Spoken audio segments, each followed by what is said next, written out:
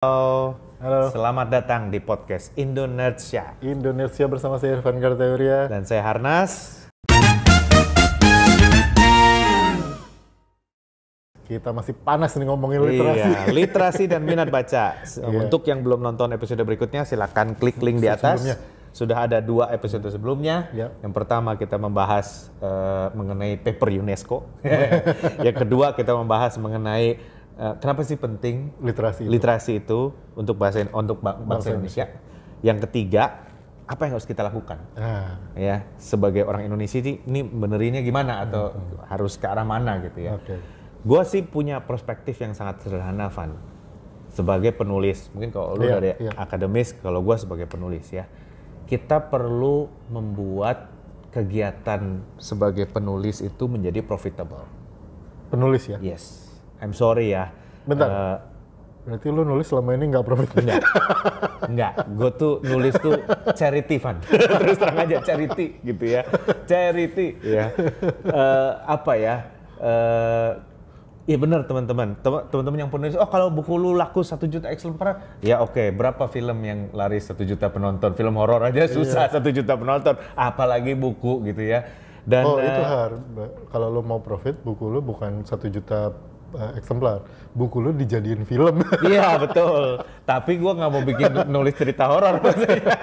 Masa mau bikin film tentang nasi goreng? Iya betul, jadi gua apa ya, pekerjaan penulis itu teman-teman, di Indonesia, ini saya nggak tahu ya, untuk teman-teman yang bertanggung jawab untuk melakukan itu, atau kalau ada yang punya dana ya untuk dibantu, artinya dibuat menjadi lebih profitable, dibuat menjadi lebih banyak orang mau nulis buku, tolonglah bantu para penulis buku ini.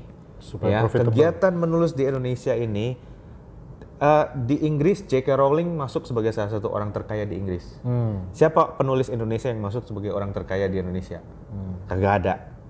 Ya, atau mungkin gua nggak kenal. Kayaknya nggak ada gitu ya. Kecuali kalau Pak Sudarno Salim nulis buku ya beda gitu. Dia kaya dulu baru nulis buku. Ada kok. Khairul Tanjung. Iya, Khairul Tanjung nulis buku ya, tapi dia bukan dapat duit dari bukunya. Tanya aja Pak Khairul Tanjung, lu untung berapa dari buku lu? Gua rasa dia juga nggak untung. Khairul Tanjung tuh bukan penulis yang jadi orang kaya, dia orang kaya yang jadi penulis. Iya betul, kaya dulu baru nulis gitu ya. Itu mah bisa ya, tapi sangat sedikit dan ada yang salah, dan gue bukan ahli hukum, gue cuman penulis buku, gue bukan ahli hukum, gue bukan ahli pajak, gue juga bukan ahli editor buku gitu ya. Dan gue kalau ke kantor editor buku gue ya, halo penerbit MNC dan Garuda, terakhir nasi goreng itu dengan penerbit M dan C namanya M dan C ya. Buku itu, nasi goreng itu memenangkan Gourmand Book Awards waktu itu sebagai buku terbaik di generasi nasi di tahun 2022. Ngirim sendiri thanks to Pak Bondan Winano almarhum, jadi gue kenal sama panitianya.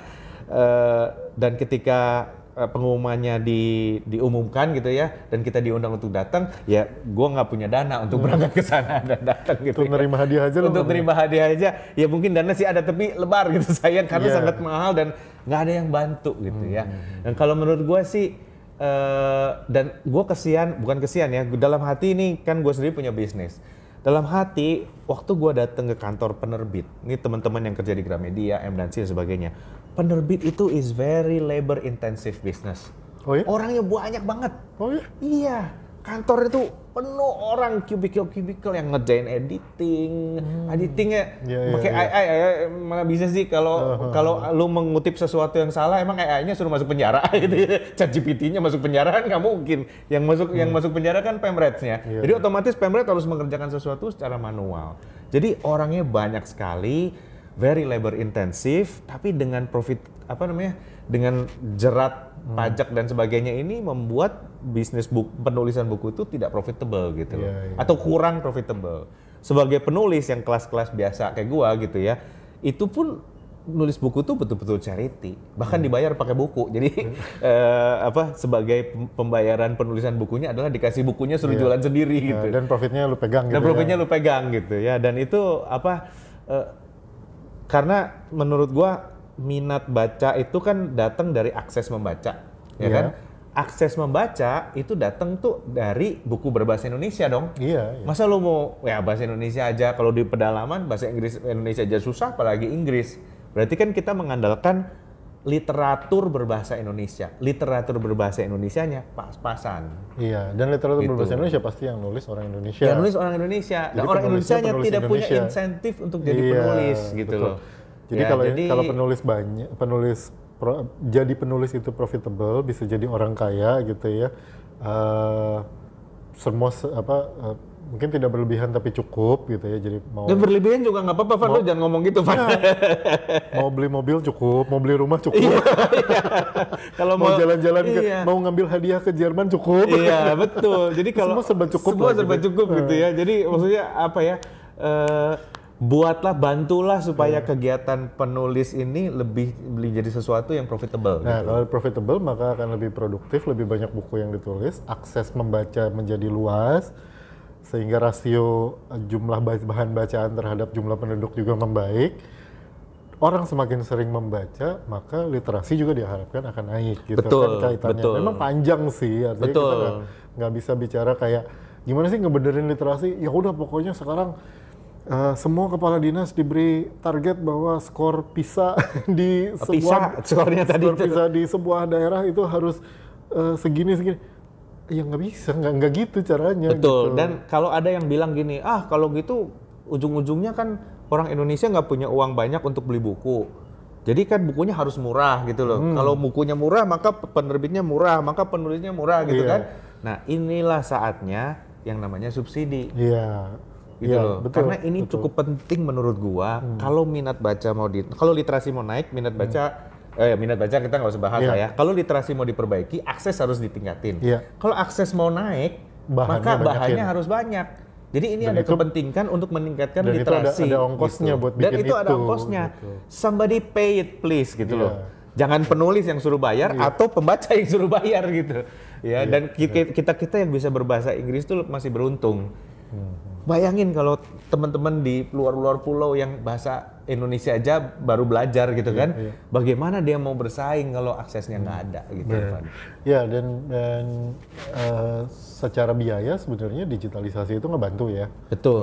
Naikin accessibility kayak yang lu bilang cerita di Jerman orang lu beli buku, ya bukunya nggak ada di barangnya di situ, tapi dia ada di toko pusatnya, dan itu kan dengan teknologi digital bisa dipesan dan didatangkan. Atau ya kalau sekarang kita bisa push ke mobile, ke mobile. Perpustakaan Nasional itu punya iPusnas, aplikasi perpustakaan nasional di mana lu bisa pinjam buku secara digital. Dan menurut gue pinjam buku itu adalah sebuah metode untuk memperluas akses masyarakat juga. Untuk orang-orang kayak gua yang baca bukunya itu harus dipaksa, minjem buku itu adalah langkah yang lebih strategis daripada beli. Beli betul. Karena kalau lu pinjem buku, lu harus kembaliin. Jadi lu harus baca sebelum waktunya habis untuk lu kembaliin gitu.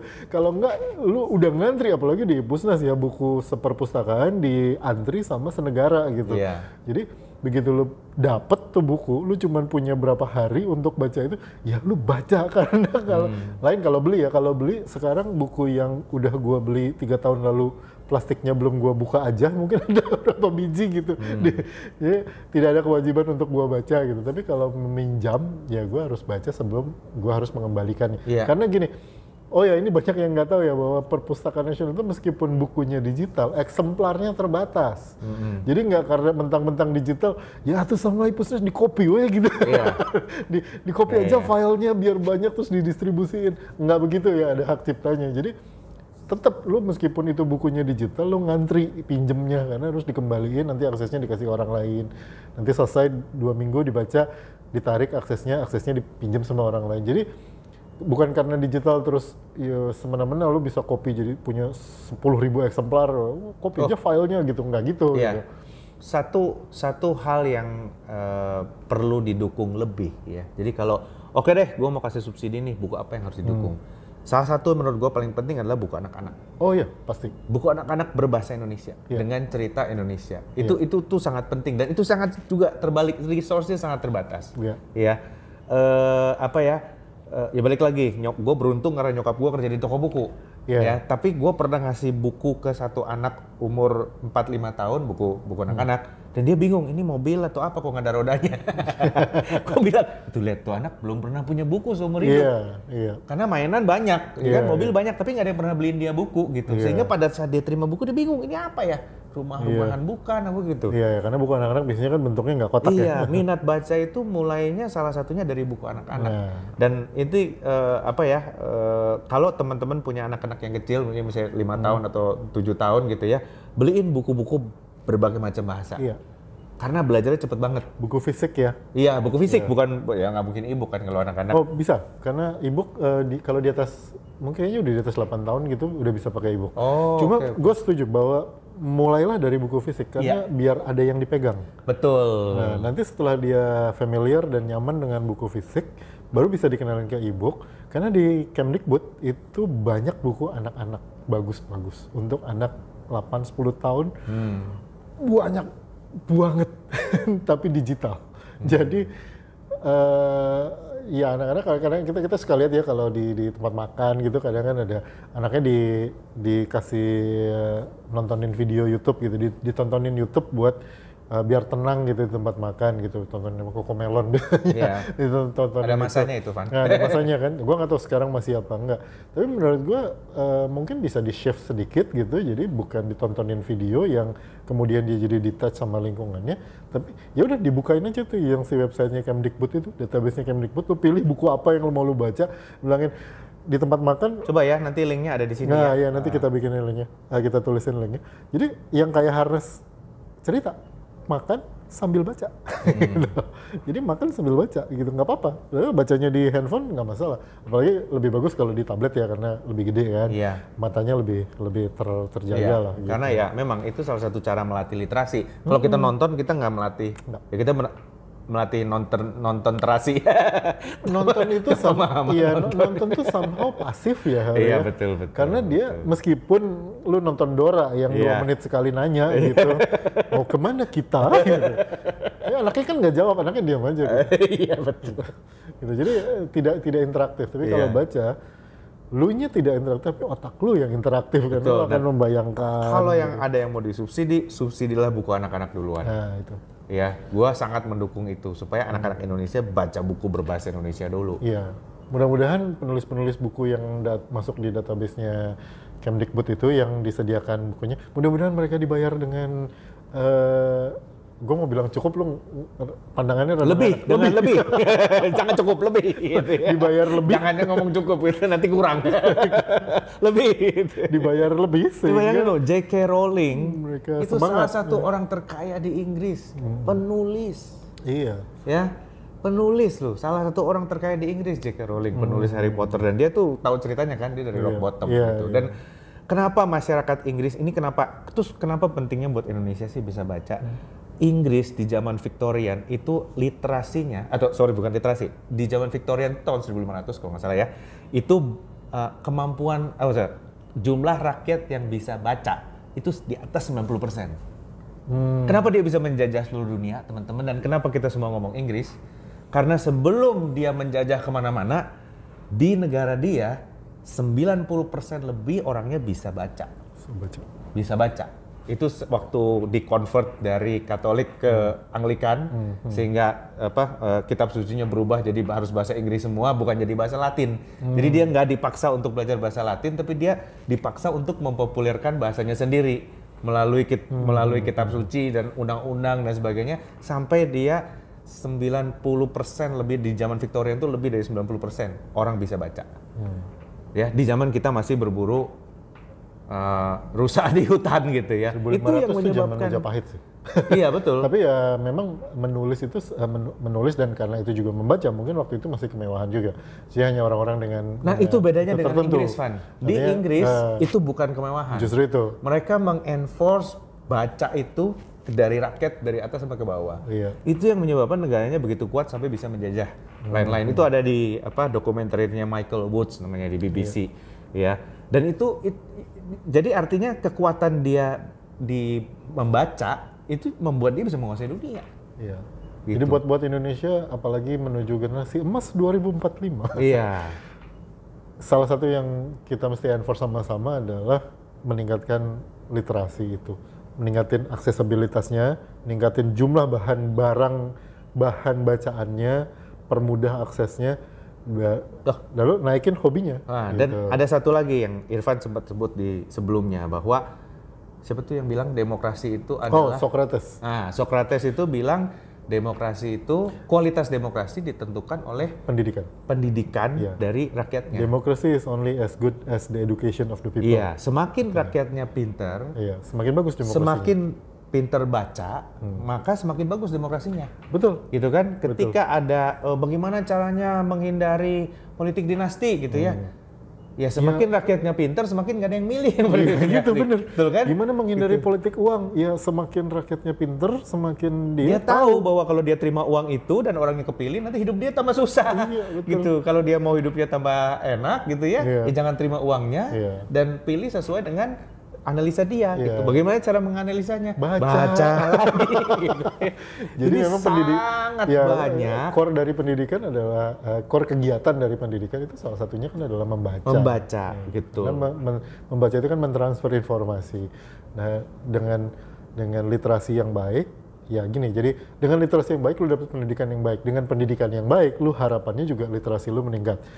Dan dengan begitu ya kehidupan bangsa Indonesia, apalagi sekarang kita yang tadi gue bilang menuju Indonesia Emas 2045 dan lain-lain, dengan demokrasi kita yang salah satu yang terbesar di dunia, pemilihan umum kita kemarin dianggap yang terbesar di dunia, bentar lagi pilkadaan gitu kan, semakin penting gitu. Betul. Lu nyampe ke tingkat literasi yang, atau bangsa kita nyampe ke tingkat literasi yang cukup untuk memahami apa sebenarnya yang terjadi sama dunia gitu. Betul. Dunia sekitar kita, paling dekat di kota kita, di kabupaten kita, di wilayah kita, sampai di akhirnya ya di negara kita. Betul. Terus kalau ada yang bilang, aduh ribet pak gitu ya. Bro, kalau kita nggak mau ribet, kita dijajah aja. Gampang. Dia yang baca, kita mah tinggal nurut gitu. Bung Karno itu ribet banget, kenapa sih dia mau merdeka? Kita diem-diem aja, ya makan mah cukup kok, ya kan? Yang lu bilang tadi cukup gitu ya. Cukup, tapi ya gitu lu diinjek orang gitu kan. Kalau mau merdeka ya harus ribet, ya kan? Kalau mau maju ya harus ribet gitu loh. Baca itu menjadi salah satu syaratnya. Iya, dan harus semua orang, karena kita juga kan nggak mau terus akhirnya yang baca cuman segelintir orang yang kemudian dengan kemampuan atau pemahamannya kemudian mengatur orang-orang yang lain yang tidak mau baca gitu kan. Kita nggak mau kayak gitu juga. Jadi make it democratic, semua orang membaca, semua orang memahami apa yang dia baca, dan karena itu semua orang kemudian bisa bersuara secara valid dan menjadi bebas, ya menjadi kan? bebas. The truth will set you free, katanya. Kebenaran akan membebaskan. Kalau mau tahu mana yang benar, ya harus baca. Nah, apalagi kan Harnas tadi sebelum kita rekaman kita sempat ngobrol bahwa actually the negara Indonesia itu di run by netizen. Iya betul. Ini adalah negara yang di running oleh opini netizen. Dan opini kita itu hanya akan berkualitas kalau inputnya bagus. Betul. Dan inputnya adalah bahan bacaan. Kalau lu netizen, gue juga netizen, Harnas juga netizen, kita bersuara, kita bilang harusnya begini, harusnya begitu. Dasarnya apa? Ya bacaan. Ya kita mesti baca dulu. Gitu. Betul. Makanya jangan lupa baca. Oke, terima kasih udah dengerin Indonercia dengan topik obrolan tentang literasi dan bagaimana kita mesti ningkatin itu untuk kepentingan kita semua. Iya, silakan komentar dan nantikan episode-episode kita berikutnya. Terima kasih udah dengerin. Saya Harnas. Saya Irfan Kateweria. Klik like, subscribe, dan nyalakan notifikasinya. Bye. Gue tahu nih, next time ya. Iya.